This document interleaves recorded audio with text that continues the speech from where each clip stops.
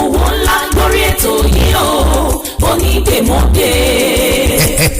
Adéoyè Àbẹ̀fẹ́ Awikonko gbákúngbákọ̀ wẹ́rẹ́wẹ́rẹ́ èdè bàbá èdè ètò tuntun tó gbé jáde nílé yìí o onídèmọdé ẹgbọ́ ta ni ó dáhùn ìbéèrè Awikonko lórí ètò onídèmọdé kó gbowó ńlá 500,000 naira Yorùbá game show ní nípele jìpele lédè Yorùbá pọ́nbélé àṣà àti ṣe òwe àtàṣàyàn ọ̀rọ̀ ìbéèrè ó ti máa jáde lọ́lọ́kan òjọ̀kan gbogbo ọmọ Yorùbá àtàtà káàkiri àgbáyé ó yá kájọ máa kẹ́kọ̀ọ́ kájọ máa kọ́ gbọ́ngbọ́n lórí ètò tí Awikonko gbé kalẹ̀ lórí YouTube onídèmọdé authentic Yorùbá TV lẹ́ ó ti máa rí wò Awikonko onídèmọdé ta ló ní túmọ̀ tó tí ó dáhùn ìbéèrè gbogbo ńlá ìpàdé lórí ètò onídèmọdé kájọ máa fojú lóúnjẹ ayọ̀jẹ lórí YouTube channel authentic Yorùbá TV láti gbàdégbà.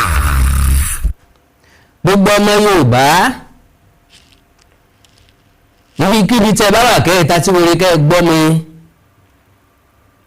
ó ń bọ̀ wọn bàbá wa ní àwọn ládẹ́ẹ̀dẹ́ bí tàsìkò yìí kọ́ mọ́ gbogbo ojú là á mú tó gbogbo ara là á mú tó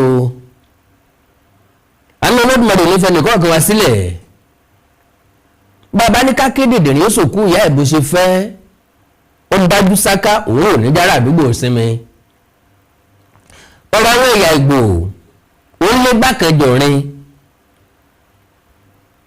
wọ́n ní lọ́jọ́ kejìlá oṣù tá a wà yìí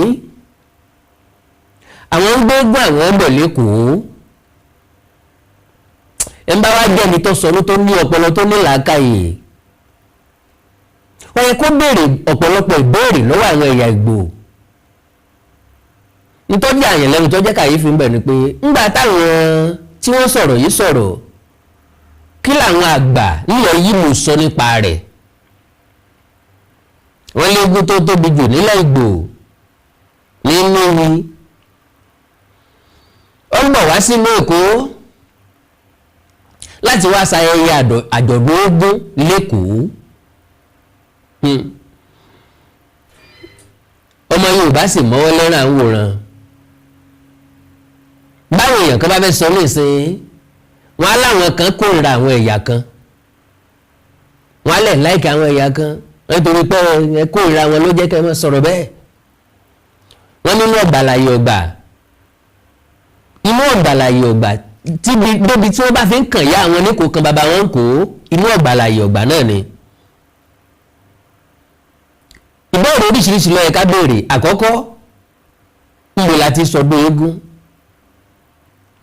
ìlú ẹni la ti sọdún eégún níbo lọ́dún eégún dàbí bàbá kérésì tá à ń gbé káàkiri tá à ń mọ́fù káàkiri tí ń gbé láti Róòmù tá à ń expect láti Róòmù kò sẹ́ni tó lè gbógbó Èkìtì lọ sí Ìbàdàn kò sẹ́ni tí yóò mú inú Ẹdẹ lọ s'Óṣogbo ó ti kọjá àyè because kálukú ló ní ọgbọ́n tí wọ́n ti ń ṣe eégún tiwọn lọ́tọ̀ọ̀tọ̀ bí eégún básìkò eégún bá papọ̀ ẹnìkan kò gbọdọ̀ trespass láti lóògùn tiẹ̀ kọjá lọ sílùú mi Yorùbá léégún fóégún òòṣà fóòṣà bó bá ti wọ olóró ni ó ṣe nǹkan rẹ̀ ṣùgbọ́n gbogbo rẹ̀ àtìṣẹ̀ṣe lọ lásìkò tí wọ́n ń ṣe tí ò papọ̀ mọ́ tẹnikẹ́ni tó bá ti wá di pé ará ọ̀tá ti ń gbéégún lọ sówó dé iye wá ó ti ń di òfin ràn bí ìgbà téèyàn mọ̀ ń sún ọlọ́rọ̀ bí ìgbà téèyàn ń wájà bí ìgbà téèyàn kàn ń rúná sí i because mi ìmọ̀ bí mi ó ṣe wà ní àlàáfíà táwọn èèyàn kò sàmọ̀ wá ọ̀nà láti dá wàhálà lẹ̀ láti gba nǹkan rú láti rú nǹkan pọ̀ láti gbogbo nǹkan gbogbogbò nílẹ̀ wọn bá wà ní àlàáfíà because ìlú tó bá dùn láti rántí ìṣẹ̀ṣe ìlú tó bá tòrò láti rántí ọdún Ògún láti rántí festival ìlú tó bá wà nínú dààmú dààbò kò sí tí ń jẹ́ ṣẹ̀ṣe ń bẹ o Ọlọ́run nìkan ló lè sọ bóyá wọ́n á celebrate Christmas àti New Year ní Israeli ní Syria ní Lebanon ní Iran ní Gaza ní Ukraine Ọlọ́run nìkan ni yóò sọ bóyá wọ́n lè celebrate ẹ̀ ìlú tó bá wà ní àlàáfíà oore ńlá ni o níjọ́ ọ̀tọ́ ti bí mi tí mo ti gbọ́jú ń wọ̀ gbọ́ rí pórílẹ̀-èdè kan gbógun sórílẹ̀-èdè Nàìjíríà. Ogun abẹ́lé lajà rí, ogun inú ìlú lajà rí, ogun láàrin ìpínlẹ̀ kan lajà rí. So nígbà tí mo wá rí fídíò yìí lórí WhatsApp, ọ̀pọ̀lọpọ̀ àwọn èèyàn bẹ̀rẹ̀ sí ní sọ̀rọ̀ nípa rẹ̀. Ìyá wa kan sọ̀rọ̀, wọ́n bẹ̀rẹ̀ sí ní gbogbo ọmọ Yorùbá ẹ gbọ́dọ̀ dìde ni, ẹ gbọ́dọ̀ jáde ni, ẹ gbọ́dọ̀ dìde ni, ẹ gbọ́dọ̀ sọ̀rọ̀ ni, gbàdógójì rọ̀ wájà. Gbogbo Yorùbá kọ́ ni yóò sọ̀rọ̀, irrespective tó nǹkan máa ṣẹlẹ̀ ńlẹ̀ Yorùbá, gbogbo Yorùbá kọ́ ni yóò sọ̀rọ̀. Kẹ́nìkan wọlé Yorùbá wá ní ìsìn kọ́ máa gé àwọn èèyàn, kọ́ máa wọlé kó máa gé àwọn èèyàn lápá kọ̀ọ̀kan kọ́ máa lọ, gbogbo Yorùbá kọ́ ni yóò sọ̀rọ̀. Àwọn kan bẹ tí ó jókòó sí jókòó wípé nítorí wọn wà lójú rí, ta ló mọ tán fi ṣe wọ́n. Ó ń tọ́ ìbá àjẹ tí ń lọ jẹ́jẹ́. Bó bá jẹ́ Mùsùlùmí àwọn Kírísítẹ́nì ni àti wọ́n ti ẹ̀ ti pọ̀ táwọn Mùsùlùmí ẹ̀ ti pọ̀ jù gan. Bó bá jẹ́ Kírísítẹ́nì àwọn Mùsùlùmí sọ pé ta mọ̀ bí tán ti kó. Ẹ̀wọ̀n ẹ̀jẹ̀ kan máa dá rán, ẹ̀jẹ̀ máa dá tán. So ìyá yẹn wá sọ̀rọ̀ ó gbogbo àwọn oníṣẹ̀ṣe ẹ̀yin tẹ́ ń ṣèṣẹ̀ṣe ẹ jáde o, ẹ̀yin Kírísítẹ́nì ẹ máa gbàdúrà, ẹ̀yin Mùsùlùmí ẹ máa gbàdúrà, mo níbi tẹ́ ti bọ̀rọ̀ jẹ́nu. Kí Mùsùlùmí ọmọ bá ń gbàdúrà torí pé wọ́n ń kégún bọ̀ lẹ́kọ̀ọ́, kí Kírísítẹ́nì ọmọ gbàdúrà torí pé wọ́n ń kégún bọ̀ lẹ́kọ̀ọ́. Wèrè la fi wo wèrè,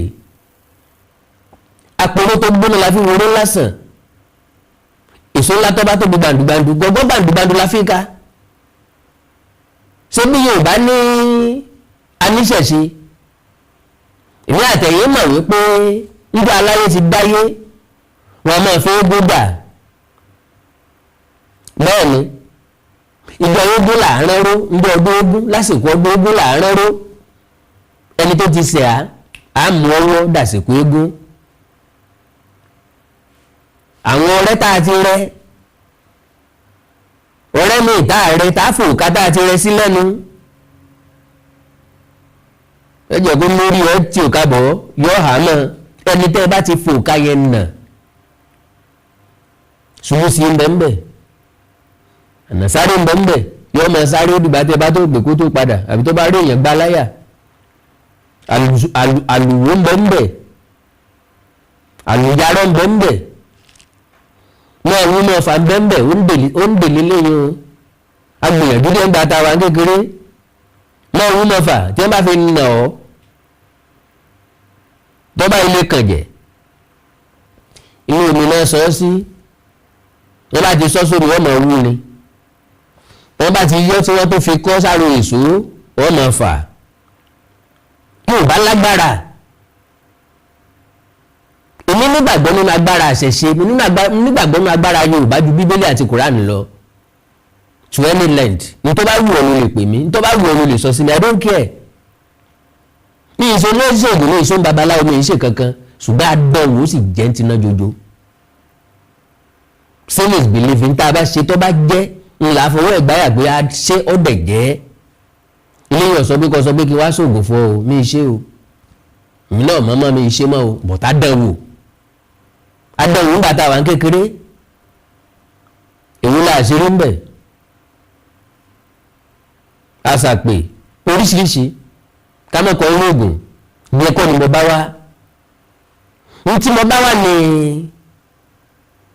wàhálà táwọn ẹ̀yà Ìgbò tó ń kó bọ̀ lẹ́kọ̀ọ́ yìí lásìkò tá a múra ọdún, ní tá a fẹ́ fi sọdún àti ìmọ̀, ní tá a jẹ tá a mọ ọwọ́ Ọlọ́run lọ́wà. Ṣùgbọ́n a nígbàgbọ́ a sì ń dúpẹ́ àlàáfíà pa wà láyọ̀ àtàlàáfíà. Lóòótọ́ bí wọ́n bá gbogbo ọ̀hún dé orí wa kọ́ ni wọ́n ti fẹ́ gbélé, orí wa kọ́ ni wọ́n ti sọ dé eégún. Lára àbẹ̀rẹ̀ tó yẹ ká bẹ̀rẹ̀ ni wípé because ọmọ Yorùbá tí wọ́n káyà sókè, èmi ò rí àpẹẹrẹ ibi tó ti yẹ ká káyà sókè ńbẹ̀, mo bá fi fídíò yẹn hàn yín o, ìrìn àpẹẹrẹ ibi tó ti yẹ ká káyà sókè ńbẹ̀. Ìdí ni pé Èkó ọ̀dà bíi ìlú òkè táwa wà yìí, Èkó ọ̀dà bíi Ìbàdàn ló lágboolé, Ọ̀yọ́ wa ló lágboolé, Ifẹ̀ ló ní ọ̀gbọ́n agboolé, Ìlósà ló lágboolé, Ẹdẹ ló lágboolé, Ìgbótúmọdù ló lágboolé, Orúgbó ló lágboolé, gbọ̀ngàn lọ́lá gbolé ọdún òní lọ́lá gbolé kò dàbí Èkó ẹni tí ń bá wọn gbogbo bọ̀ kò nítumọ̀ ẹmẹ̀lẹ́ ń bẹ pẹ̀pẹ́ emmanuel scaflesh gbogbo ẹ̀yọ́ ọmọ Yorùbá àwọn tí ń sọ pé kò tó bẹ́ẹ̀ ìtì ọ̀gẹ̀dẹ̀ ni kò tó nǹkan tá a lọ̀dá sí kò tó nǹkan tá a lè kàrámọ̀ ṣùgbọ́n ìwúlò alákànfi sọ́rí àwọn ọ̀jọ̀gbọ́n onímọ̀ ìjìnlẹ̀ nínú ìwádìí wọ́n ní we got this covered wọ́n ní we are following the situation we are monitoring the situation àwọn CID náà máa ń sọ bẹ́ẹ̀ àwọn ọlọ́pàá náà máa ń sọ bẹ́ẹ̀ à ń monitor ẹ̀ à ń wo bí ṣe ń lọ tó bá fẹ́ àmọ̀gbésẹ̀ tá a máa gbé so my question níbo ni wọ́n ti gbogbo gangan lẹ́kọ̀ọ́ Agége ni àbí Jọra Sùúrùlérè ni àbí Bàrígà Ṣómólú ni àbọ́kọ́ta Festac ni àbí Yànàbà àbọ́dọ̀ àbí Gbálékè Ìṣẹ́rí ni àbí Dìímù àbí Kọ̀tún Ẹgbẹ́dá ni àbí Akówọjọ Abúlé Ẹ̀gbá ni àbí Agége níbo náà ti fẹ́ gbogbo ọ̀hún làwọn ń kàrà mọ igun kan náà ń gbé bọ̀ èèyàn mélòó ni ó tẹ̀lé wá láti ìlú wọn ò lè tó 200 lásìkò tó wọ́n yìí lásìkò tó wọ́n yìí kàn kóra wọn sọ́kọ̀ kàn rìnrìn àjò wasted ìbọn ti níbi tó ń bọ̀ lẹ́kọ̀ọ́ mọ̀dẹ̀ láìkì wọn mọ̀ bá ṣe kó wọn jọ wọn mọ̀ bá ṣe káwọn 1000 tẹ̀lé wá sẹ́kọ̀ọ́ káwọn 1000 tẹ̀lé wọn wá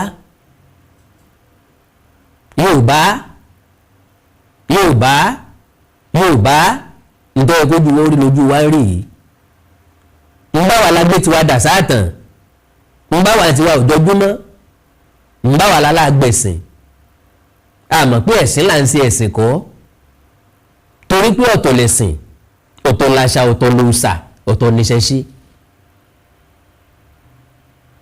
inú ìṣẹ̀ṣe ni gbogbo rẹ̀ wà ẹ̀sìn ń bẹ nínú ìṣẹ̀ṣe àṣà ń bẹ nínú ìṣẹ̀ṣe àṣà abẹ ni àwọn ayọ sọ́tọ̀ gédéńgbé kọ́mọ̀pá nǹkan kan lára eégún ilé yín ẹ ti parẹ́ eégún ilé yín ẹ ti dáná sun àwọn kan wá pọ̀ tí wọ́n lé wọn pẹ̀lẹ́gbìrì wọn wá tó láwọn ń gbé bọ̀ nílẹ̀ yín ìwọ kan gbọ́ tí ń dùn ní tí wọ́n fẹ́ wá fi fà ńlẹ̀ lọ́ọ́ lè kọ́ wá lóminú ká pe àkíyèsí ara wa sí ká sì pa àkíyèsí ìjọba sí pé ń gbọ́ òun gbogbo dòwó ta nànà tí ò tán mọ́ ń gbọ́ òun léegun di tá à ń gbé láti ìlú kan lọ sí ìlú míì láti ìpínlẹ̀ tó jìnnà lọ sí ìpínlẹ̀ míì wọ́n ń gbé gbọ́dọ̀ láti Anambra abẹ́nugun ni ọ̀pọ̀lọpọ̀ ìpínlẹ̀ ni wọ́n máa kàn lọ́nà ọ̀pọ̀lọpọ̀ ìlú ni wọ́n fò lọ́nà o kí wọ́n tó dé Benin o ọ̀pọ̀lọpọ̀ ìlú ni wọ́n wá kàn láti Benin kí wọ́n tó dọ́rẹ̀ wọ́n bá tó ń dé ọ̀rẹ́ wọ́n tó kàn Jẹ̀bú wọ́n kàn Ṣàgámù kán tó mórí lẹ́kọ̀ọ́ kí ni ń ṣe àwọn ẹ̀yà yìí kí ló dé tán fún wa lẹ́ràn kí ló dé tán fún wa ràn kí ló dé tán wá wàhálà lójoojúmọ́ wá ìtọ́jẹ́ pé Èkó nìṣòro ayé wọn fírí ojú wọn dẹ̀ fírí ètè wọn ò lè bá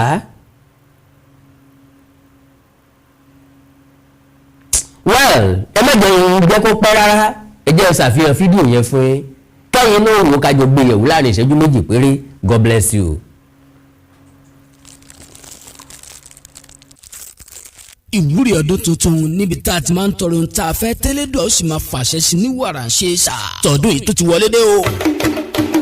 ọ̀wọ́n rí ọmọ aṣẹ́gilájẹ́ ẹ̀là àwòrán ọmọ làkúlà sọ̀rọ̀ ọ̀gbìngbìn kan gbogbo wọn gorí ìrókò wọn ń pariwo ajé tantan gbogbo ẹ̀dá yìí pátá tó fẹ́ bẹ́gbẹ́ pé lànà lẹ́nu iṣẹ́ òun fẹ́ máa rí tajé ṣe kó o ṣòwò kó o bóde pàdé ìṣègùn ọ̀tá lójú ayé àti lójú ọ̀run ẹni tó ń wá ọmọ lọ́jọ́ tó ti pẹ́ ìjákulẹ̀ lórí ìwé ìrìnnà ní gbogbo ìgbà ò ti ń rí jẹrí mu tẹ́lẹ̀ ṣàdédé ní gbogbo nǹkan lọ́bìrìbì tètè máa bọ̀ níbi ìwúrí ọdún tuntun yìí èyí tó máa wáyé fún ọjọ́ mẹ́rìndínlógún gbáko ní December ọdún tá a wà yìí kó wá tọrọ gbogbo ohun tó fẹ́ fún ayé rẹ ní ti dáadáa káwọn alálẹ̀ ó sì máa fàṣẹ sí lójú ẹsẹ̀ àwọn tó wá lọ́dún tó kọjá ohun tí wọ́n fẹ́ ti tó wọn lọ́wọ́ wọ́n ti ń gbé ìgbésí ayé ìrọ̀rùn báyìí ìwọ náà má ṣàfira ẹ̀ wá gbọ́ o ẹ̀yin tẹ́ bá wà lọ́nà tó jìn lórílẹ̀‐èdè Nàìjíríà àtẹ̀yin tẹ́ wà ní èyíkéyìí orílẹ̀‐èdè ní Áfíríkà tó fi mọ́ ẹ̀yin tẹ́ wà nílùú òyìnbó tẹ̀lé ráàyè wá síbi ètò yìí físíkàlì ẹ̀ má fòyà ṣẹ́rí bí ìwúrí ọdún tuntun yìí bá ti ń lọ lọ́wọ́ ní December a máa ṣe fídíò kọ́l pẹ̀lú yín tí kálukú dẹ̀ máa ṣe ìwúrí rẹ̀ lẹ́yọ kọ̀ọ̀kan ní èmi kan ìwọ kan tó lóyìnbó ń pè ní one-on-one táṣe ó dẹ̀ máa gùn lójú ẹsẹ̀ privacy yìí jẹ́ wá lógún gidi gan ni o àwọn tí yóò máa súre fáwọn èèyàn níbi ètò yìí mímọ́ ni gbogbo wọn wà àwọn alálẹ̀ ló ń gbẹnu wọn ṣàṣẹ elédùà ló fi ṣẹ́ rán wọn ó yá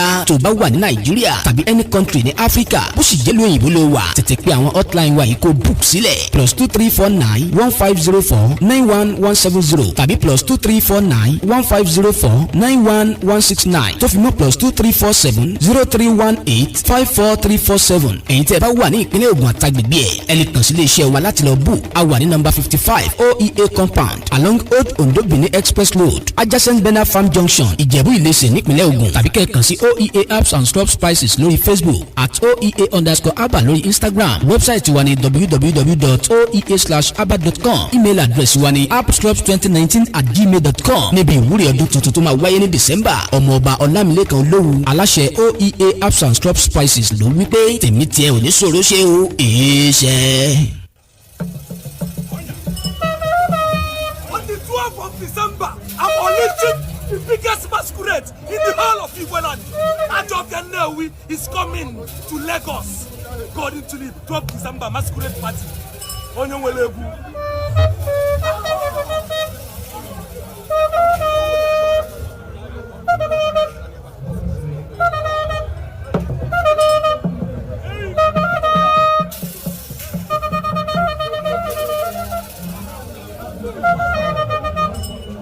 I am inviting the biggest masquerade in Igboland on the 12th of December.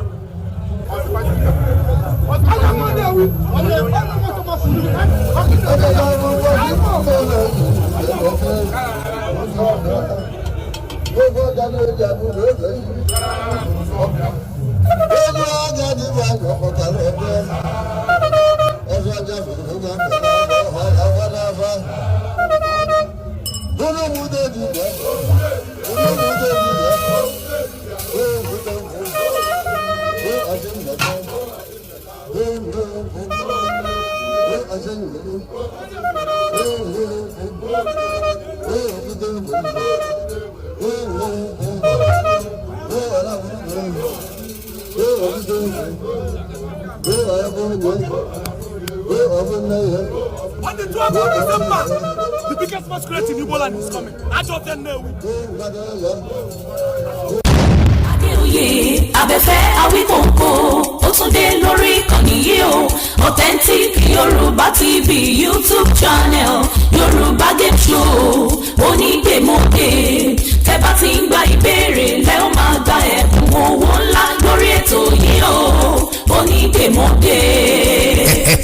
Adéoyè abẹ́fẹ́ Awikonko gbákúgbákọ̀ wẹ́rẹ́wẹ́rẹ́ èdè bàbá èdè ètò tuntun tó gbé jáde nílé yìí o onídèmọdé ẹgbọ́ ta ni ó dáhùn ìbéèrè Awikonko lórí ètò onídèmọdé kó gbowó ńlá 500,000 naira Yorùbá Game Show ní nípele jìpele lédè Yorùbá pọ́nbélé àṣà àti ṣe òwe àtàṣàyàn ọ̀rọ̀ ìbéèrè ó ti máa jáde lọ́lọ́kan òjọ̀kan gbogbo ọmọ Yorùbá àtàtà káàkiri àgbáyé ó yá kájọ máa kẹ́kọ̀ọ́ kájọ máa kọ́ gbọ́ngbọ́n lórí ètò tí Awikonko gbé kalẹ̀ lórí YouTube onídèmọdé authentic Yorùbá TV lẹ́ ó ti máa rí wo Awikonko onídèmọdé ta ló ní túmọ̀ tó tí ó dáhùn ìbéèrè gbogbo ńlá ìpàdé lórí ètò onídèmọdé kájọ máa fojú lóúnjẹ ayọ̀jẹ lórí YouTube channel authentic Yorùbá TV láti gbàdégbà.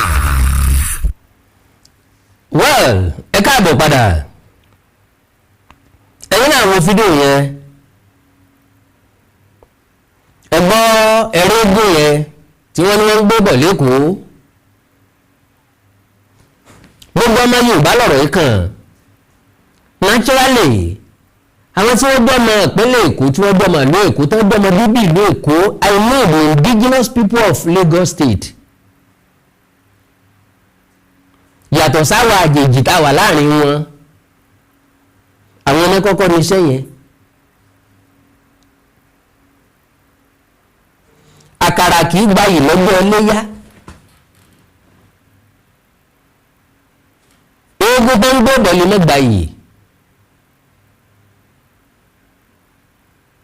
A lè sọ pé ká torí tí wọ́n lọ sẹ́ eégún àbí ká sọ pé torí tí wọ́n la fẹ́ kéégún jáde àbí ká pé torí tí wọ́n la fẹ́ sí ẹ̀yọ̀ gbà tí ọ̀bá tásìkò tá à ń ṣe. Tiwa ni kíjọba mọ̀ nípa rẹ̀ ìjọba ìpínlẹ̀ Èkó kí wọ́n mọ̀ nípa ẹ̀. The best thing for Lagos state government ni láti stop anybody láti gbé eégún kan wá sékòó. Kò sẹ́ni tí gbé eégún lọ sílùú onílùú wọn kì í eégún kì í ṣe nǹkan tán ìṣẹ̀ṣe ìlú kan ni eégún ọ̀pápọ̀ mọ́ra wọn.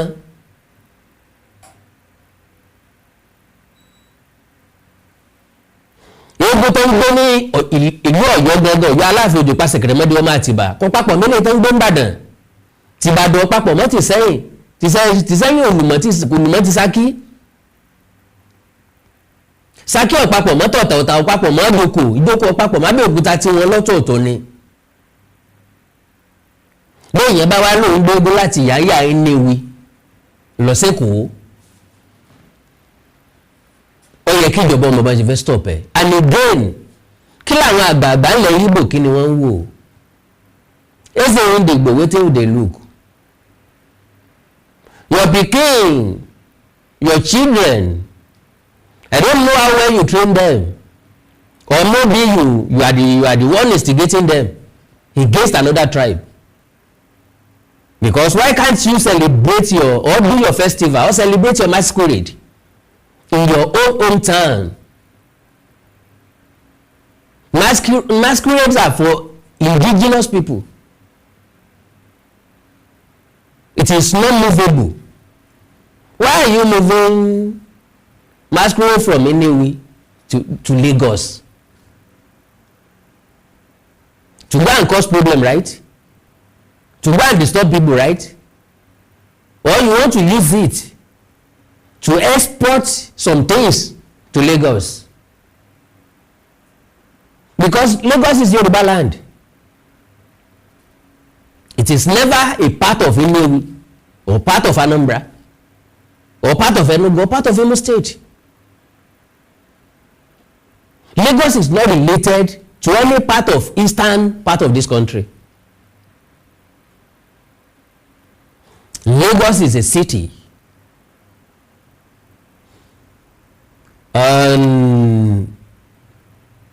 created or founded by Yoruba people. No matter how you twisted it, we've had enough of Lagos is no man's land. Yoruba people are very accommodating. We are not disturbing you from making money on your business. You have free-flowing business here. But why must you disturb our peace? Why? Must you provoke us on everything, almost everything? So I think there are elders in every community, in every city, in every state. And what Yoruba adage says, àgbà kì í wà lọ́jà kórí ọmọ tuntun wọ́. Elders should not be in the market and child's heads bend. So this is the high time you warn your children to desist from provoking us. This is the high time. They shouldn't take our hospitality for stupidity. This said masquerade should stay in Nnewi. We have been having peace of mind in Yoruba land. You guys have been facing a lot in your region caused by you, by your people, not by any other tribe. So why are you provoking us? Do we deserve all this? Why must you? Why can't we live in peace and harmony? Why can't we nurture peaceful coexistence? So, gbogbo ọmọ Yorùbá ọ̀rọ̀ rẹ o, ó tún kókò rẹ ni o, ká lọ sọ pé ntójú wa lójú rí o, gbogbo aníjọ ń pa ni ká gbà sí. Ọ̀rọ̀ tó bá dé bá ojú ti dé bá mú, ntọ́ ṣẹlẹ̀ sí wọn lẹ́kọ̀ọ́, tó bá ṣẹlẹ̀ sí wọn lẹ́kọ̀ọ́ ti dé bá gbogbo ilẹ̀ Yorùbá. The more we protect Lagos, the more we protect our heritage. Àní olódùmarè ló fẹ́ni kọ́ọ̀kan wá sílẹ̀ o. Èmi Àkàndá ò wá láti wá dá wàhálà sílẹ̀ tàbí kéèyàn kan ó lè bá a jà. I'm not here to cause any trouble for anybody whatsoever. I am a peace-loving man. I love peace. When there is peace, there is everything. Even if you don't have money. When you have peace, you have all. With peace of mind, you can have everything. You can achieve everything. So I love other tribes, but they shouldn't take our gentility for stupidity. So, well, ìjọba ṣòfin kọ̀ọ̀nà kàkọ́sẹ́ tí ó ṣòfin àjẹ́ ó possible ká mọ̀ lè sọ fún wọn pé kí wọ́n stop ẹ̀ ó dẹ̀ possible kí ìjọba ó pàṣẹ fún wọn pé kí wọ́n mọ́ àná possible káwọn tó jágbàlagbà nù wọn kí wọ́n lè pè wọ́n ṣàkíyèsí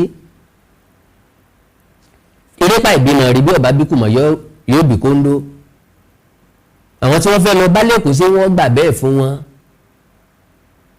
gbogbo àwọn nǹkan yẹn wà nínú ara wọn ni. Like follow page tèmi lórí Facebook, subscribe sí YouTube channel mi Awikonko TV méjèèjì lórí Facebook lórí YouTube Awikonko TV. Tẹ́ bá fẹ́ wo Yorùbá game show onídèmọdè ẹ jẹ́ á pàdé ní Authentic Yorùbá TV. Bàbá ní nǹkan pàtàkì tẹ́ fẹ́ kájọ sọ ẹ jẹ́ á sọ̀rọ̀ lórí WhatsApp nìkan +234 904 851 9362 +234 904 851 9362. Èdè àti àṣà Yorùbá ò ní wọmi o, orílẹ̀-èdè Yorùbá ò ní dàrú o, ìlú ẹnìkọ̀ọ̀kan wa yóò tòrò mẹ́nimẹ́ni ajú àṣẹ o. Adéoyè abẹ́fẹ́ Awikonko ó tún dé lórí ìkànnì yìí o. Authentic Yorùbá TV YouTube channel Yorùbá game show onídèmọdè. Tẹ́ bá ti ń gba ìbéèrè lẹ́ ó máa gba ẹ̀bùn owó ńlá lórí ètò yìí o. Onídèmọdè.